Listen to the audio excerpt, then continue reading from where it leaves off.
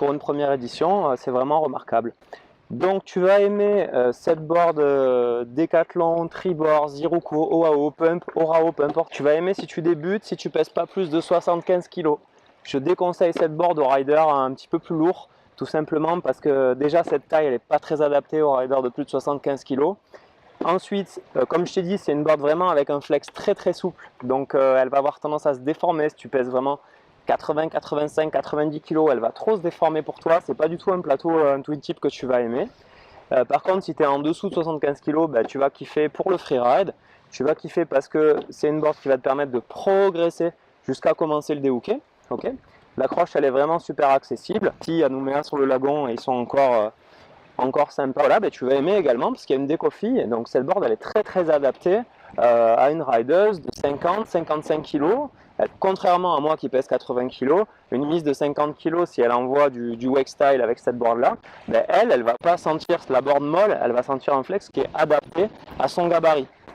Donc tu vas vraiment aimer et le maximum de la polyvalence de ce plateau est obtenu si tu pèses vraiment, voilà, je dirais la 50 jusqu'à 65 kg. Salut jeune rider, Olivier Riley pour un petit test en direct du spot, du super spot de Nouvelle-Calédonie. Ici, je vais te montrer très rapidement un petit 360 sur le spot de Aquarêve en Nouvelle-Cal. On a ici un super spot avec le lagon que tu vois au bout. On a là-bas l'hôtel Méridien, hôtel de luxe et welcome on the spot. Aujourd'hui, je te fais un premier test tuto, une vidéo de test concernant une petite comparaison de board avec une board qui est sortie récemment, qui est disponible chez Decathlon sous la marque Tribord ou Orao au choix. La board, c'est un 136-41. Je la compare à ma board de référence, ma board à tout faire, une Cabrina Custom 138-42 qui a quasiment 10 ans mais qui n'a pas pris une ride. Alors, déjà, pour commencer, je dois te dire qu'aujourd'hui, je ride plus tout seul, mais je ride en couple avec ma chérie et que la Zeruko en fait, ou la Orao, la board Tribord en fait, Decathlon, c'est une board qui est vraiment idéale pour son rapport poids-puissance et c'est aujourd'hui la board dont elle se sert pour commencer sa progression en kite. Lorsque tu vois cette board, on est sur une classique avec un top sheet où tu vois légèrement les petites stries de la fibre dessous. Sur la semelle, comme tu le vois, la board a pris pas mal cher parce que ici en Nouvelle-Cal, il y a beaucoup de coraux. Donc en fait, tu es tout le temps en train de t'appuyer sur le corail. Il y a beaucoup de cailloux. Là, tu vois, c'est le spot de Aquarêve où tu as beaucoup de cailloux. La board, elle a tapé un petit peu, comme tu le vois sur cet aileron, elle a tapé un petit peu également le corail de face. Donc les ailerons sont assez résistants. On a vraiment validé la résistance de la board. Ensuite, lorsque tu t'attardes un petit peu à la construction, tu te rends compte que c'est vraiment un shape qui est super polyvalent en comparaison avec la board Freeride que j'aime bien ramener en voyage parce qu'elle est super solide aussi, la vieille Cabrina Custom 138-41 de l'époque. On a des champs qui sont très fins sur la Zeruko, on a un noyau qui est très progressif, un flex qui est vraiment appréciable et qui donne on va dire de la facilité, d'accord. La board elle va pas commencer à t'envoyer en pop direct. On a vraiment une board qui est super polyvalente en freestyle, en freeride. Elle est vraiment faite pour le freeride.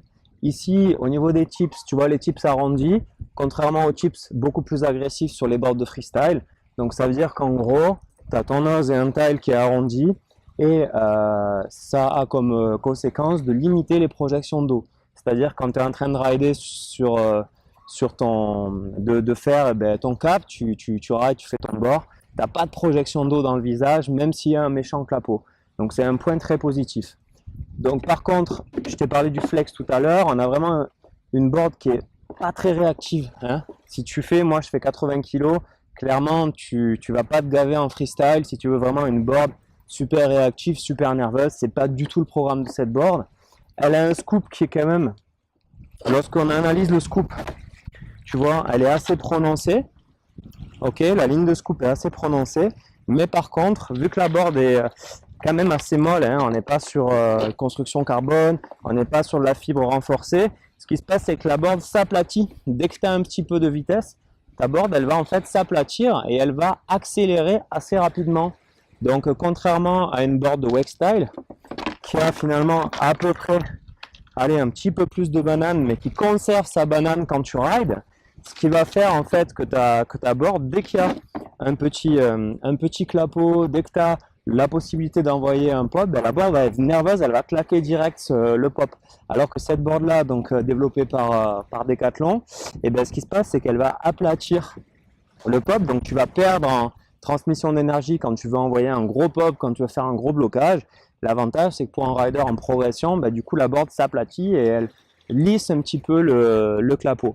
Donc une board qui est assez performante en termes de cap, vraiment. Les ailerons d'origine ben, sont de bonne facture. À noter par contre que tu vois quasiment toutes les boards du marché, tu vas avoir des vis d'aileron, hein, tu vas avoir un tournevis cruciforme. Ben là en fait la board elle est livrée avec des vis, je sais pas si tu les vois comme ça. Ce sont des vis, en fait on appelle ça des clés Allen. Donc c'est à dire que quand tu fais ton setup, tu vas avoir besoin de ton tournevis cruciforme classique pour fixer les pads strap. Et tu vas avoir besoin d'une petite clé Allen, ne l'oublie pas, sinon tu auras vraiment du mal à fixer tes ailerons. Ça, c'est si tu fais ton board bag et après que tu arrives sur ton spot pour aller rider. Poignée centrale, par contre, regarde, tu vois, on a de la corrosion. La board, on la ride depuis quelques semaines et on a en fait de la corrosion sur les vis de la poignée centrale. Donc, c'est des vis de mauvaise qualité. Mais ceci dit, bon, la poignée centrale, c'est une poignée centrale classique en néoprène qui te donne qui fait le taf, on va dire. Les pads, ils sont assez ils sont, on va dire, polyvalents.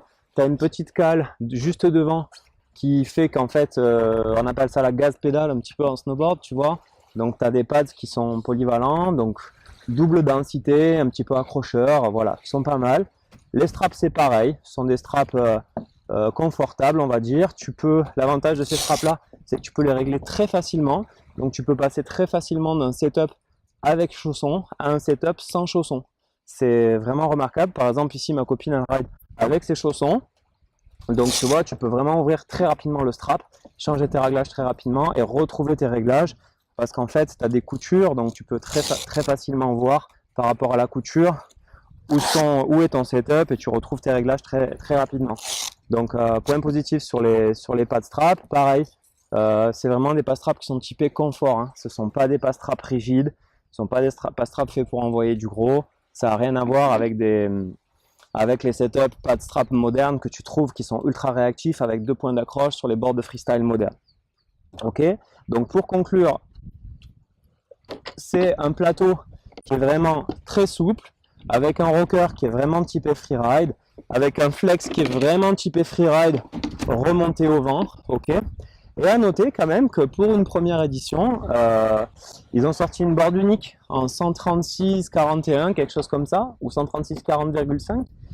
Tu vois, le shape est polyvalent, tu n'as pas de projection d'eau, mais ils sont allés quand même chercher un double concave. Si tu regardes la semelle de la board, ben, tu as un double concave avec 2 lignes de Chanel, une ligne de Chanel extérieure qui est au niveau en fait du rail, de l'extrémité du rail, et une ligne de Chanel centrale quand même. C'est une board qui est travaillée, tu vois. Pour une première édition, c'est vraiment remarquable. Donc tu vas aimer cette board Decathlon, Tribord, Ziruko, OAO, Orao, peu importe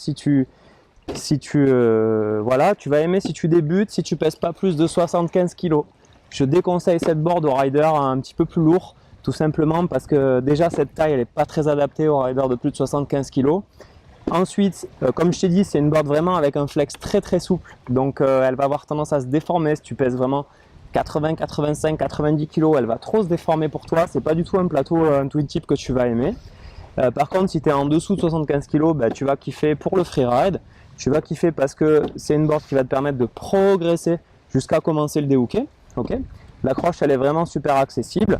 Les ailerons ils sont de bonne facture, tu vois, ils ont pris beaucoup de pets ici à Nouméa sur le lagon et ils sont encore sympas. Et voilà, ben, tu vas aimer également parce qu'il y a une déco-fille, donc cette board elle est très adaptée à une rideuse de 50-55 kg. Elle va avoir on va dire un plateau qui est très adapté à sa taille et contrairement à moi qui pèse 80 kg, une mise de 50 kg, si elle envoie du wake style avec cette board là, ben elle va pas sentir la board molle, elle va sentir un flex qui est adapté à son gabarit. Donc tu vas vraiment aimer, et le maximum de la polyvalence de ce plateau est obtenu si tu pèses vraiment, voilà, je dirais la 50 jusqu'à 65 kg. Au-delà, si tu es une rideuse qui envoie un petit peu, tu vas la trouver rapidement molle pour le taf. À noter que c'est une board qui est vraiment qui donne des courbes super fluides, donc tu vas adorer avec rider des petites vagues, ça va être très agréable pour toi. Au niveau équipement, donc je t'ai parlé de la poignée centrale, je t'ai dit que les chips centrales ils sont un petit peu cheap, donc si tu fais, ils se corrodent très facilement, donc tu peux prévoir de les changer. Et au niveau de la gestion, on va dire, du stance, tu as deux positions, tu as une position étroite et une position large. Donc là, vu que ma chérie elle mesure 1m70, ben en effet on est de 18 parties en position large pour lui apprendre. Tu vas aimer également les équipements, franchement, on va dire entre 38, 39 et 44. C'est très adapté, donc très confortable. Tu vas trouver les limites de cette board si tu veux vraiment faire du wake style acharné ou du wake style en chose et que tu pèses plus de 65 kg, ou si d'entrée tu pèses plus de 80 kg, auquel cas tu vas pas la kiffer parce que c'est pas une taille adaptée à toi, et le flex est beaucoup trop mou pour ce que tu recherches, pour ce que tu vas avoir besoin. Voilà, tu vois, vraiment on a un flex, on a une board qui a un flex typé mou, donc je dirais qu'en termes de construction le noyau est super progressif, mais du coup tu perds vraiment en pop.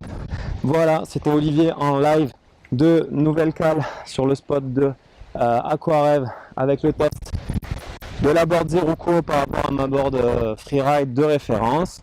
J'espère que tu auras aimé cette vidéo. Une grosse dédicace au shop Vacarme, tu vois, qui nous a accueillis, qui nous a montré les spots ici.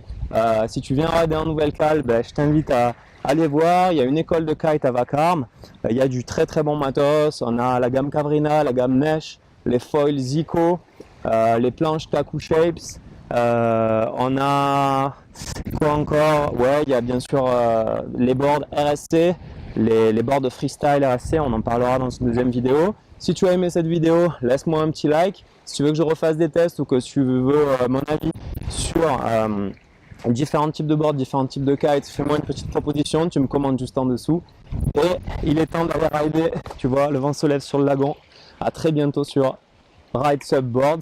Tu peux aller aussi checker ma page en français sur mon site Olivier Patrimoine. Je vais faire plus de vidéos sur la partie nutrition, équilibre et business bien sûr. Si tu kiffes, si tu veux kiffer le kite, aller rider et faire du business. Tchuss, à très bientôt. Envoie du gros sur ton spot préféré et il est temps d'aller rider.